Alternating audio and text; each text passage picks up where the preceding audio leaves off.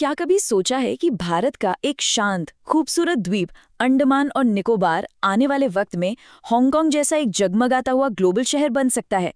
सुनने में ये किसी साइंस फिक्शन फिल्म की कहानी लगती है ना? लेकिन ये हकीकत में भारत के सबसे बड़े और सबसे महत्वाकांक्षी प्रोजेक्ट्स में से एक है। और इस सपने को सच करने के लिए सरकार 75,000 करोड़ रुपए लगा रही है। अब ये रकम कितनी बड़ी है, इसका अंदाजा बस इस बात से लगाइए कि ये अरुणाचल प्रदेश जैसे पूरे राज्य की जीडीपी से लगभग दोगुनी है। तो सबसे बड़ा और सबसे वाजिब सवाल यही उठता है कि आखिर ऐसा क्यों? जब भारत में पहले से ही 28 राज्य और 50 से ज्यादा बड़े शहर हैं जो विकास का इंतजार कर रहे हैं, तो इन सबको छोड़कर सरकार एक दूर दराज के जंगल पर इतना बड़ा खजाना क्यों लुटा रही है? इस फर्क को समझना जरूरी है। देखिए, एक तरफ है हांगकांग, एक ग्लोबल फाइनेंशियल हब, एक अल्ट्रा मॉडर्न मेगा सिटी, और दूसरी तरफ है हमारा अंडमान और निकोबार, जहां 90% घना जंगल है, जहां आज भी सदियों पुरानी जनजातियां रहती हैं और जहां इंफ्रास्ट्रक्चर बस नाम मात्र का है। तो इस जमीन आसमान के फर्क को पाटने का आखिर प्लान क्या है? इस क्यों का जवाब $1 अरब के राज में छिपा हुआ है। तो चलिए पर्दा उठाते हैं इस बहुत बड़े रणनीतिक इनाम से। और इसका जवाब सिर्फ एक शब्द में है: लोकेशन। जी हाँ, इस पूरे के पूरे प्रोजेक्ट की नींव अंडमान की बेमिसाल भौगोलिक स्थिति पर रखी गई है। और यही लोकेशन इसे एक ट्रांसशिपमेंट हब बनाने के लिए बिल्कुल परफेक्ट बनाती है। अब ये ट्रांसशिपमेंट हब क्या होता है? ये एक ऐसा पोर्ट होता है जहां दुनिया भर से आए बड़े बड़े जहाज़ों से माल उतारा जाता है और फिर छोटे जहाज़ों में लाद कर आसपास की अलग अलग जगहों पर भेजा जाता है। लॉजिस्टिक्स की दुनिया में ऐसा हब बनाना किसी भी देश की इकोनॉमी के लिए गेम चेंजर साबित हो सकता है। इस प्रोजेक्ट का दिल है गैलेथिया बे, और इसकी लोकेशन किसी सोने की खान से कम नहीं है। ये सीधे उस समुद्री रास्ते पर है जहां से दुनिया का 90% तेल का व्यापार होता है। और तो और, श्रीलंका या मलेशिया के पोर्ट्स की तरह ये किनारे पर नहीं बल्कि एकदम सेंटर में है। इसका सीधा मतलब है कि बड़ी बड़ी शिपिंग कंपनियों के लिए सफ़र का टाइम और दूरी दोनों ही बहुत कम हो जाते हैं। एक्सपर्ट्स का अनुमान है कि इस नए सेंट्रली लोकेटेड हब का इस्तेमाल करने से शिपिंग कंपनियों की लागत में करीब 15% की सीधी कमी आएगी। और ये 15% असल में होता कितना है? इसका मतलब है हर एक जहाज के लिए हर दिन लगभग $30,000 का एक्स्ट्रा प्रॉफिट। अब शायद ये समझ आ रहा होगा कि ये आर्थिक रूप से कितना बड़ा सौदा है। तो ये तो हुई क्यों की बात। अब देखते हैं कैसे। चलिए इस मेगा सिटी के महत्वाकांक्षी ब्लूप्रिंट पर एक नजर डालते हैं कि आखिर कैसे जमीन के एक खाली टुकड़े पर एक ग्लोबल हब बनाया जाएगा। इस पूरे प्रोजेक्ट को 3 जोन में बांटा गया है। पहला जोन होगा एक एरोसिटी और फाइनेंशियल हब। दूसरा जोन पूरी तरह से मनोरंजन और टूरिज्म के लिए होगा। और तीसरा जोन प्रकृति और इको टूरिज्म पर फोकस करेगा। ये दिखाता है कि ये एक बहुत ही सोची समझी और व्यापक योजना है। यहाँ एक वर्ल्ड क्लास मेडिकल हब बनाने के लिए दुबई के सफल मेडिसिटी मॉडल से प्रेरणा ली जा रही है।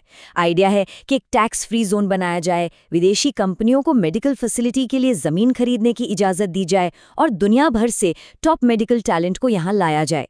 इसी मॉडल के दम पर दुबई ने सिर्फ 1 साल में लगभग 7 लाख मेडिकल टूरिस्ट्स को अपनी तरफ खींचा था।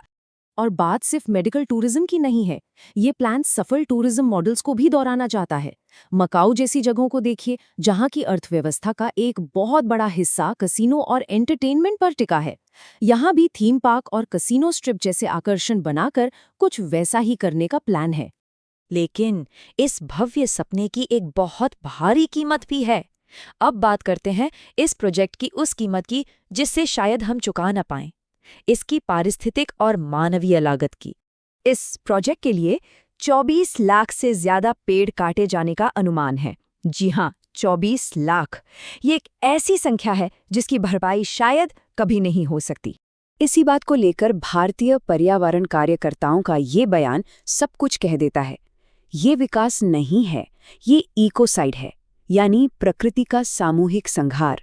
और इस विनाश के अदृश्य शिकार कौन है? एक तो है लुप्तप्राय जायंट लेदरबैक समुद्री कछुआ, जिसके लिए ये दुनिया के सबसे प्रमुख घोंसला बनाने की जगहों में से एक है। और दूसरे हैं ओंगे जनजाति के लोग जो हजारों सालों से इस जमीन को अपना घर कहते हैं और जिन्हें अब अस्पष्ट और अनिश्चित योजनाओं के साथ यहां से हटने के लिए कहा जा रहा है। लेकिन इस कहानी में एक और परत है, और शायद सबसे जरूरी। अब बात करते हैं एक हाई स्टेक्स भू राजनीतिक खेल की, और ये समझने की कोशिश करते हैं कि क्यों राष्ट्रीय सुरक्षा इन सभी चिंताओं पर भारी पड़ सकती है। जरा सोचिए, हिंद महासागर में चीन, अमेरिका, फ्रांस जैसी बड़ी बड़ी शक्तियां अपने सैन्य अड्डे और गहरे बंदरगाह बना रही हैं। ये इलाका एक भीड़-भाड़ वाला और सामरिक रूप से बेहद महत्वपूर्ण क्षेत्र बनता जा रहा है। ये दिखाता है कि भारत अपनी मौजूदगी दर्ज कराने के लिए दबाव क्यों महसूस कर रहा है। इसी रणनीति को कहते हैं ब्लू वाटर डिप्लोमेसी। इसका मतलब है अपनी नौसेना की ताकत का इस्तेमाल करके दूर के समुद्री रास्तों को कंट्रोल करना और अपना प्रभाव बढ़ाना, जैसा कि भारत ने गलवान संघर्ष के दौरान चीन के खिलाफ अपनी नेवी का इस्तेमाल करके किया था, जिसने चीन को बातचीत की मेज पर आने के लिए मजबूर कर दिया था। और यहाँ इसे इस्तेमाल करो या खो दो का सिद्धांत लागू होता है। इतिहास गवाह है, 1962 में चीन ने कम आबादी वाले अक्साई चिन पर कब्जा कर लिया था। आज महाशक्तियां हिंद महासागर में अपने अड्डे बना रही हैं। ऐसे में भविष्य में अंडमान का विकास भारत के संप्रभु दावे को और भी मजबूत करेगा। अपनी जमीन को अविकसित छोड़ना एक बहुत बड़ा राष्ट्रीय सुरक्षा का जोखिम माना जाता है। तो अब हम इस पूरे विश्लेषण के अंत में एक बुनियादी दुविधा पर पहुंचते हैं, एक ऐसा दौराहा जिसका सामना आज का भारत कर रहा है। और यही इस प्रोजेक्ट का असली संघर्ष है। एक तरफ है आर्थिक और रणनीतिक फायदे जो बहुत ज्यादा हैं, इतने कि उन्हें नजरअंदाज नहीं किया जा सकता। दूसरी तरफ है पारिस्थितिक और मानवीय कीमत जो उतनी ही बड़ी और गंभीर है। और इन दोनों के बीच संतुलन बनाने वाला एक सस्टेनेबल रास्ता वो अभी भी अनिश्चित है। और ये हमें इस अंतिम और शायद सबसे जरूरी सवाल पर लाकर छोड़ देता है, क्या कोई देश अपनी हजारों साल पुरानी आत्मा को नष्ट किए बिना अपने भविष्य का हांगकांग बना सकता है? इस प्रोजेक्ट का अंजाम जो भी हो, ये सवाल आने वाले कई सालों तक गूंजता रहेगा।